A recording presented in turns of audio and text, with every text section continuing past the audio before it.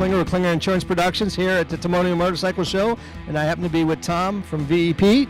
Tom, say a little bit about your company, what you do for veterans. I'm the CEO founder of Veteran Enhancement Project, and we build motorcycles for veterans that are disabled or veterans that can't afford it at no cost to the veteran. Outstanding. And you're located where? Frederick, Maryland right now. Okay. What made you get into this?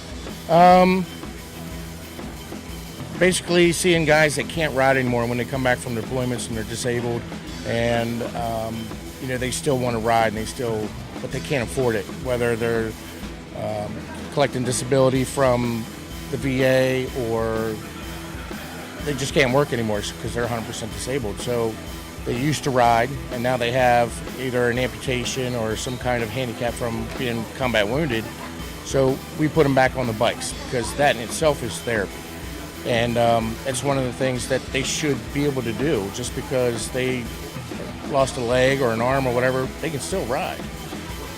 And it's also for some of the veterans that aren't necessarily disabled, but they just can't afford to keep their bike safe. So we make their bikes safe. We bring them back, whether it's brakes, tires, something with the engine, that just to make the bike safe. So you can adapt it and make it yes. to meet their needs. Yes. Outstanding. Now, how do you guys fund? How do you raise to build these bikes? We're about 2 years old because me and a couple buddies of mine, we were doing this by ourselves, and somebody said, well, you should start a nonprofit. We have some private donors, but mostly we come to events like this. We get the word out, we have little fundraisers, and every time we get a project, we have to raise the money for that project. So we hold events to try and raise money for that. And we look for sponsors, we try to find sponsors, and we're trying to get into the grant process, but none of us are really grant savvy. So trying to seek that out. But being so new, it's hard to get grants because they want so many years of